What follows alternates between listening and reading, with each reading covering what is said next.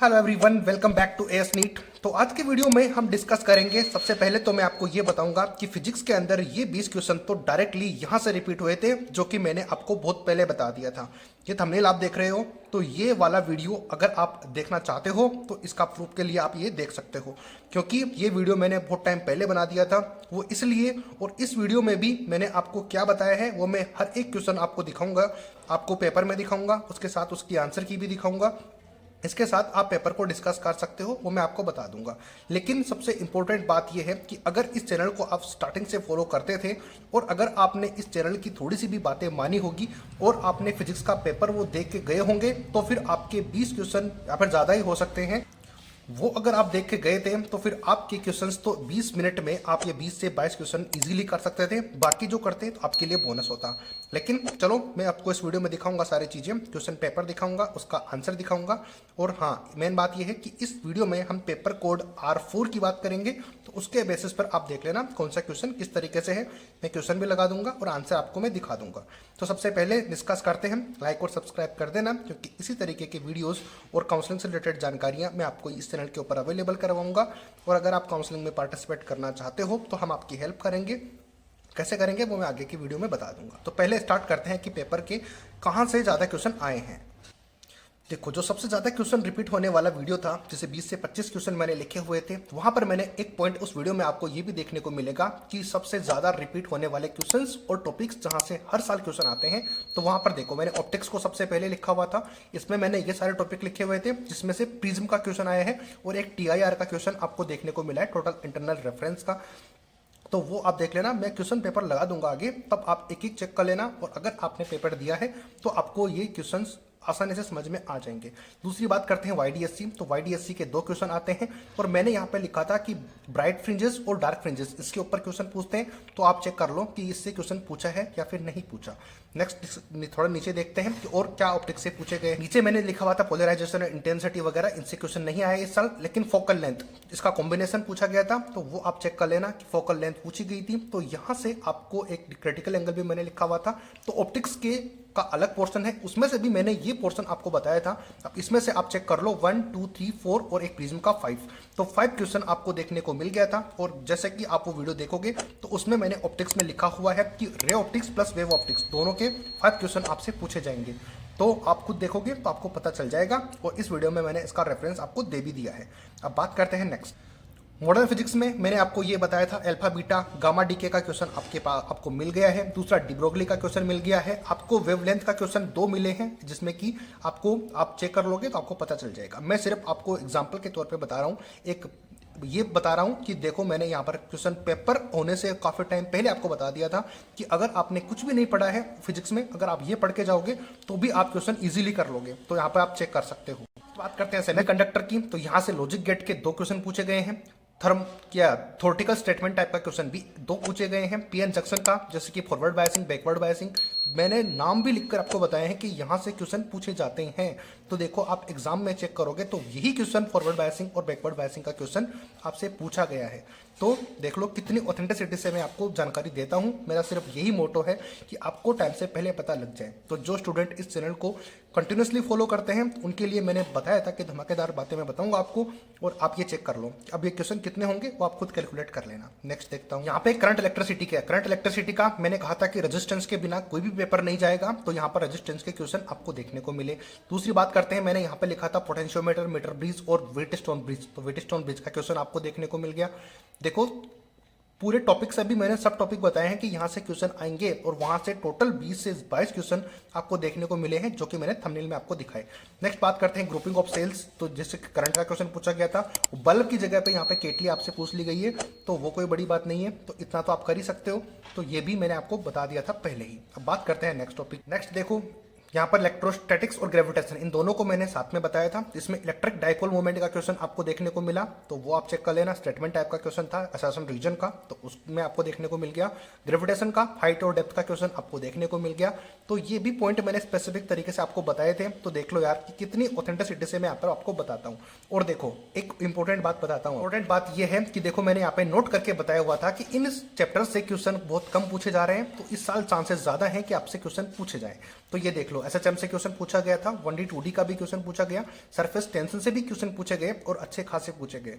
Alternating current से question पूछा नहीं गया था, लेकिन इस साल पूछा जाएगा, मैंने बताया था। और वो रेजोनेंस से पूछा जाएगा, इसका तो मुझे नहीं पता, रेजोनेंस का तो नहीं आया, बट ऐसी से क्वेश्चन आपको जरूर देखने को मिला। गैसेस स्टेट का भी क्वेश्चन देखने को मिला।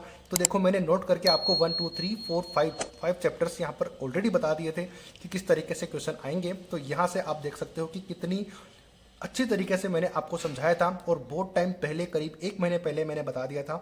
अगर जिस बच्चे ने वो टॉपिक या फिर वो वीडियो अच्छे से फॉलो किया होगा, तो आप चेक कर सकते हो कि वो 20 से 22 क्वेश्चन इतनी आसानी से सोल्व कर लेगा, और 100 मार्क्स तो बिल्कुल ईजी तरीके से सोल्व कर सकता था, क्योंकि मैंने बता दिया था फिक्स तरीके से। तो ये था, मैंने बताया था कि मैं इस तरीके से आपको बताऊंगा, पेपर आएगा तब आपको बताऊंगा कि देखो कितने क्वेश्चन रिपीट हुए हैं। अब बात कर लेते हैं आंसर की। ये तो मैंने आपको एक उदाहरण देकर समझा दिया कि देखो कितनी ऑथेंटिसिटी से मैं आपको बातें बताता हूँ। क्वेश्चन पेपर R4 को अपन डिस्कस कर रहे हैं, तो आंसर आप देख लेना। पेपर में स्क्रीन के ऊपर लगा दूंगा कि कौन सा क्वेश्चन कौन से नंबर पे है, तो उससे आपको आइडिया लग जाएगा। तो क्वेश्चन नंबर फर्स्ट के आंसर कुछ इस तरीके से हैं। तो इसमें मैं ज़्यादा टाइम वेस्ट नहीं करूंगा आपका, क्योंकि इसमें तो क्या ही बताऊंगा कि जैसे कि क्वेश्चन नंबर 2 है, उसमें 4th आंसर है, थर्ड का फर्स्ट नंबर क्वेश्चन है, जो 4th नंबर क्वेश्चन है उसमें 3rd आंसर है, 5th में 4th है, 6th के अंदर 4th है, 7th के अंदर 3rd आंसर है, 8th के अंदर 4th है। बाकी इस तरीके से हैं, बाकी नीचे हैं सीक्वेंस में, तो वो भी आपको दिख जाएंगे। तो देखो इस तरीके से, तो सीक्वेंस में क्वेश्चंस मैंने यहाँ पे नोट किए हुए हैं, तो आपको ये पता चल जाएगा। तो 1 से लेकर 20 तक आपको पता चल गया, इसका स्क्रीनशॉट आप लेके रख सकते हो। R4 पेपर को अपन डिस्कस कर रहे हैं, यानी कि R4 क्वेश्चन पेपर का कोड है। नेक्स्ट देखो 21 से लेके 37 तक, 38 तक है, थर्ड का आंसर आपको देखने को मिल जाएगा। ये ग्रीन कलर में मैंने आंसर्स लिखे हुए हैं, तो आप इसको स्क्रीनशॉट लेके इसको चेक कर सकते हो। एक बार फिर मैं रिपीट कर देता हूँ, पेपर कोड है R4, नीट 2024 का फिजिक्स का पेपर का ये कोड है। तो ये आपको समझ में आता होगा, आंसर आप इससे मैच कर लेना। देखो अब यहाँ से 39 से लेके 50 के अंदर टोटल मैंने क्वेश्चन डिस्कस कर लिए हैं। अब बात आती है कि पेपर कैसा था या फिर कैसा नहीं था। तो फिजिक्स की बात करें तो पेपर के 2 सेक्शन होते हैं, सेक्शन ए और section B. 35 question section A में होते हैं, बाकी 15 क्वेश्चन सेक्शन बी में होते हैं, जिसमें से आपको 10 क्वेश्चन अटेम्प्ट करने होते हैं। तो सेक्शन ए था वो काफ़ी ज़्यादा इजी था, 1-2 क्वेश्चन को छोड़ के। बाकी सेक्शन बी था वो थोड़ा ट्रिकी था, यानी कुछ क्वेश्चन ऐसे थे जो कि टफ थे। यानी कि अगर आपने अच्छी तैयारी नहीं की थी फिजिक्स की, आपके पूरे कॉन्सेप्ट क्लियर नहीं है, तो आप उन क्वेश्चंस को ठीक से अटेम्प्ट नहीं कर पाओगे। देखने में बड़े इजी लगेंगे, लेकिन उसको अटेम्प्ट करने में उतना ही मुश्किल होगा अगर आपको कॉन्सेप्ट नहीं पता है तो सेक्शन बी के अंदर क्वेश्चन ट्रिकी थे। तो इस तरीके से टोटल 8 से 10 क्वेश्चन ऐसे थे जो कि अच्छे क्वेश्चन थे, जिनको नॉलेज थी कंप्लीट, वही उस क्वेश्चन को अटेम्प्ट कर पाते। अगर जिसको नॉलेज कंप्लीटली नहीं है वो अटेम्प्ट करेंगे तो डेफिनेटली वो गलत आंसर को टिक करेंगे। अगर तुक्के से ठीक हो गया तो उसकी मैं बात नहीं बता रहा, मैं बता रहा हूँ कि प्रॉपर नॉलेज होने की वजह से। तो बात करें टोटल पेपर की, तो पेपर मिक्स ही था, बिल्कुल इजी तो नहीं बोल सकते इसको, क्योंकि कुछ क्वेश्चन ऐसे थे जो कि आपके रैंक डिसाइड करते हैं। और 8 से 10 नंबर, यानी कि 8 से 10 क्वेश्चंस अगर ऐसे थे तो ये बिल्कुल भी नहीं बोल सकते कि बहुत ही ज़्यादा इजी था, क्योंकि यही क्वेश्चन रैंक डिसाइड करेंगे। और रैंक डिसाइड करेंगे तो वहाँ पर डिपेंड बहुत सारे स्टूडेंट अलग हो जाते हैं, क्योंकि फिजिक्स का पेपर अगर थोड़ा टफ होता है तो बहुत से स्टूडेंट जो है एक रैंक की अच्छी लिस्ट में जा रहे होते हैं, वो पीछे रह जाते हैं, क्योंकि ये पोर्शन थोड़ा टफ होता है। तो इस तरीके से फिजिक्स का पेपर थोड़ा अच्छा मान सकते हो, बहुत ज़्यादा टफ नहीं बोल सकते, क्योंकि 8 से 10 क्वेश्चन था। और सेक्शन बी के अंदर क्वेश्चन छोड़ने का भी ऑप्शन आपके पास होता है कि 5 क्वेश्चन को आप स्किप कर दो। और अगर 8 से 10 क्वेश्चन टफ थे तो 5 छोड़ भी दिए, तो 3 क्वेश्चन टफ हुए, यानी कि 3 से लेके 5 क्वेश्चन टफ की कैटेगरी में थे। तो अगर इनको हटा लें तो भी कोई स्टूडेंट है 38 से लेके 40 क्वेश्चंस तो ठीक कर सकते हैं। और 40 क्वेश्चंस का मतलब हो गया 150 प्लस का स्कोर आप इजीली स्कोर कर सकते हो फिजिक्स के अंदर। और अगर ये डिफरेंस हुआ, कुछ जिनकी तैयारी बहुत अच्छी थी वो 165 टू 170 मार्क्स भी स्कोर कर सकते हैं इजीली। और बाकी तो खैर 180 आउट ऑफ 180 भी स्कोर करते हैं। बट मैंने एक सिनेरियो आपको बताया और एक रेफरेंस आपको देके बताया कि जेको मैंने क्या बताया था आपको पहले, अगर आप इसको फॉलो करके जाते हैं तो फिर जितके स्टूडेंट के नंबर कम आए हैं या फिर बहुत कम आए हैं फिजिक्स में, और उनको ये अभी है कि अगर कोई हमें पहले बता देता तो मैं काफ़ी ज़्यादा स्कोर कर सकता था। तो यार मैंने मेरी तरफ से पूरी कोशिश की, 2 बार मैंने वीडियो अपलोड किए, उसके बाद भी सब टॉपिक भी मैंने आपको बताया कि अगर आप वो कंप्लीट टॉपिक नहीं कर सकते तो कम से कम ये टॉपिक तो करके जाओ, जिससे कि आपको क्वेश्चंस में कम से कम 100 मार्क्स तो आप इजीली स्कोर कर पाओ। तो अगर आपने ये वीडियो देखा तो उस वीडियो को, जैसे कि मैंने थंबनेल दिखाया, वो आप चेक कर लेना। उसके बाद पेपर को चेक कर लेना कि कौन सा क्वेश्चन पूछा गया था। सारे पेपर मैंने स्क्रीन के ऊपर डाल दिए हैं। फिजिक्स का पेपर पेपर कोड R4 का, और आंसर्स मैंने बता दिए हैं।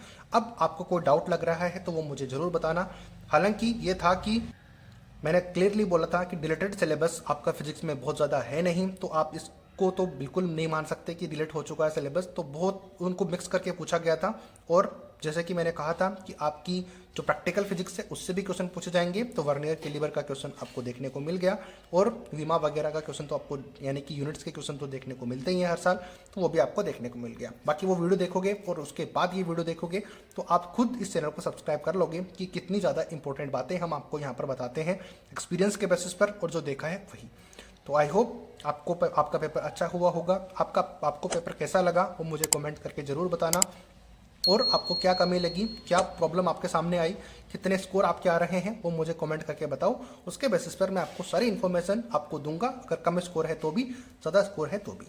तो मिलते हैं नए अपडेट, नए वीडियो के साथ। तब तक लाइक शेयर सब्सक्राइब करके मेरा कॉन्फिडेंस बूस्ट कर देना, ताकि मेरी मेहनत सफल हो जाए। जय हिंद, जय भारत।